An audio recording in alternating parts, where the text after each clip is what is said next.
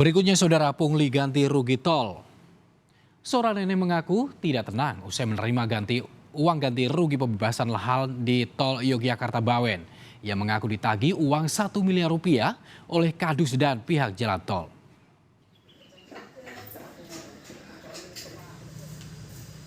Jumirah, warga desa Kadangan Bawen, Semarang, Jawa Tengah ini merasa diteror usai mendapat uang pengganti pembebasan lahan terdampak tol Yogyakarta Bawen sebesar 4 miliar rupiah.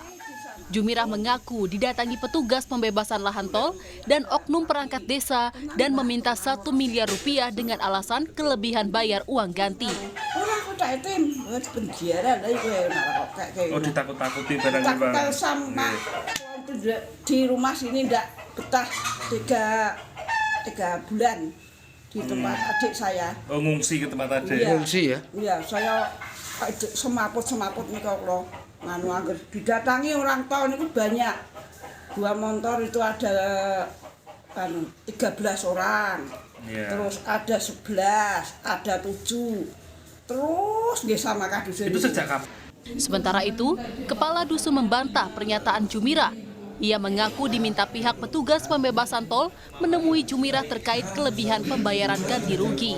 Oknum perangkat dusun atau perangkat desa atau kadus itu tidak benar.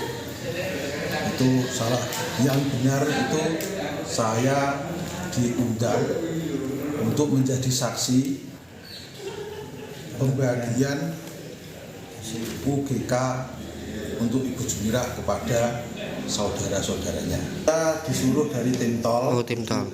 Ya, tim tol Oh, itu gitu. untuk menemui Ibu Jumirah. Oh, gitu. Itu PPKOM-nya ya? menyampaikan Iya, menyampaikan. bahwa dia ada kelebihan pembayaran untuk UGK jalan tol.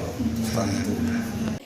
Kepala Desa Kadangan menjelaskan, kelebihan pembayaran proyek tol dipicu dari kesalahan penghitungan oleh tim apresial pengadaan jalan tol Yogyakarta Bawen.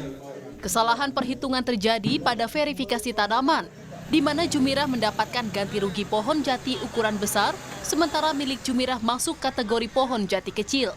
Hendro Teguh Prasowo, Kompas TV, Kabupaten Semarang, Jawa Tengah.